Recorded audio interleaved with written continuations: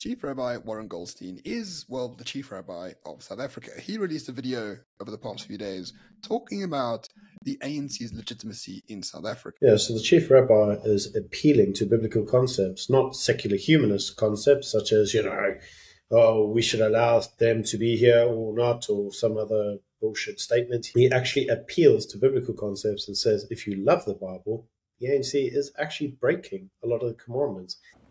And I turn to my fellow South Africans, people of faith, and say to you from the bottom of my heart that this government has lost its moral right to govern this country. It has turned its back on the values of the Bible. It has led our nation down a path of curse.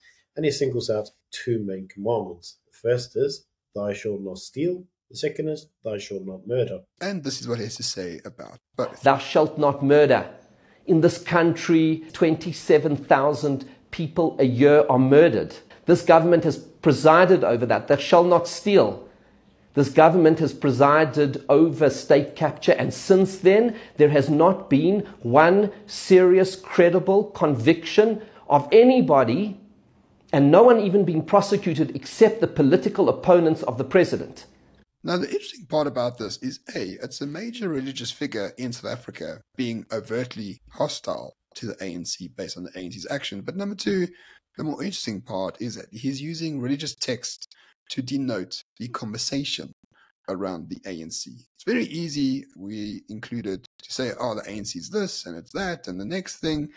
But fundamentally, at the core, the ANC is inherently evil in a religious sense. So when using any form of secular reasoning, the problem with secular reasoning is that the reasoning itself is based on my own personal opinions or the opinions of others. There's no moral foundation. We can argue things like the social good, the social compact, social justice, and this is exactly what gets argued. The ANC hasn't stolen, it's because of apartheid. It's excusable. The ANC doesn't steal, it's just doing its best to work within the framework it's in. But when it comes through to a moral framework, a biblical moral framework, then the law is sacrament. The law is very specific. So in this instance, the rabbi actually uses the example of thou shalt not steal. He says the law is very clear. You shall not steal. Except this is a government that's presided over state capture. It's presided over more theft in this state than any other state on the planet. It presides over more murders than are currently occurring in the Gaza Strip right now. In fact, we have more murders daily in South Africa than occurs in Ukraine, which is currently fighting an active war against Russia. So, according to the Chief Rabbi, this means that just based on these two biblical commandments, the ANC is morally bankrupt and has lost its legitimacy to rule South Africa. And of course, he's absolutely correct in that particular regard, but he makes even further points, like the fact that they are willingly destroy the capacity of South Africans to self-actualize. Our education system is one of the worst. 80% of 10-year-olds can't read or write for any meaning whatsoever. But the cherry on top of the shitcake is that we well know any ANC member of any standing whatsoever would never allow them or their family members to attend a public school or to attend a public hospital. And what about what they have done to the state of education? 8 out of 10 10-year-olds are unable to read. And what about the state of our hospitals, where the government hospitals are in such a terrible state that no member, and I challenge them right now to prove me wrong, no member of the ANC, NEC, or their families would ever put a member of family or friends into a government hospital, the ones that they run.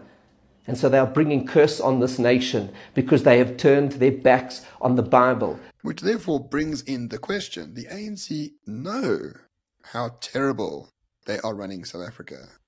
They know because they themselves are not allowing their own loved ones to use state facilities. So if you knowingly destroy state facilities because you don't use them, I mean, that is satanic, one would think. That is the epitome of everything against the religious order. What occurs in South Africa in terms of policy framework occurs for the purposes of the social good. Remember, it's like we hear this even with NHR. Why do we need NHR? We need it for the purpose of the social good. Your individual rights are trumped by NHR because of the social good. But how socially good is it if you as an ANC minister will not even allow your own family members to go into the very hospitals that you are promoting as the social good. Why does the government have to have a say over your education policy? It's because of the social good and social cohesion. Well, if it's so good and so socially cohesive, why don't you put your kids in these schools? And the answer is always the same. It's rules for thee, but not for me. Then the Rabbi goes on to say that the ANC is very happy to bat for evil in the world, talking about Iran attacks on Israel, talking about the fact that the ANC did not at all denounce the violence of October 7th in Israel itself, but because they did not call out that evil, they are allowing jihadist terrorist groups from killing millions of Africans right here in Africa. Its support of Iran and its proxies to destroy Israel, it's turning its back on our brothers and sisters on this continent, leaving them vulnerable to the attacks of the jihadist terrorists. That is part of a pattern of behavior of rejecting the values of the Bible. We know what those values are. For a political party that purportedly loves black nationalism, that loves black people, to not denounce the murder of hundreds of thousands of Christian Africans on this very continent by the very people who fund Hamas in the first place, again, pure Satanism. Again, why is this relevant? Well, that's because remember that the ANC is denouncing Israel because of the social good. It's good to free the Palestinians, right? It's good to talk about free Gaza, to promote Hamas, because otherwise, how can you justify the poor, defenseless killing of their individuals by the Israeli government?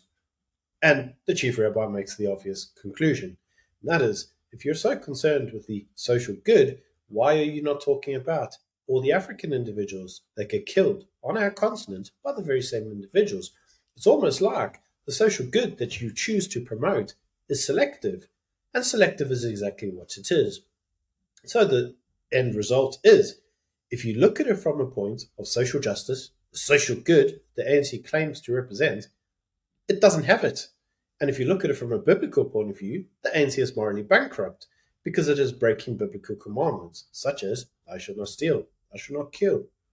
And according to the chief rabbi, this means the ANC should no longer be in power. And we can only agree with him in this particular regard. And so here's a call to action. People of all faiths around the world, Christian, Jews, Muslims, if you truly believe in the Bible, if you truly believe in higher authority, if you truly believe in the metaphysical existence of a superior being that gives you the capability to run your life in a moral way, you cannot, in any good faith, support the ANC as it currently is, let alone how it is going to turn out in time to come. The call to action is, if you are a good moral person of any faith, you cannot allow the ANC to destroy that because they follow Satan.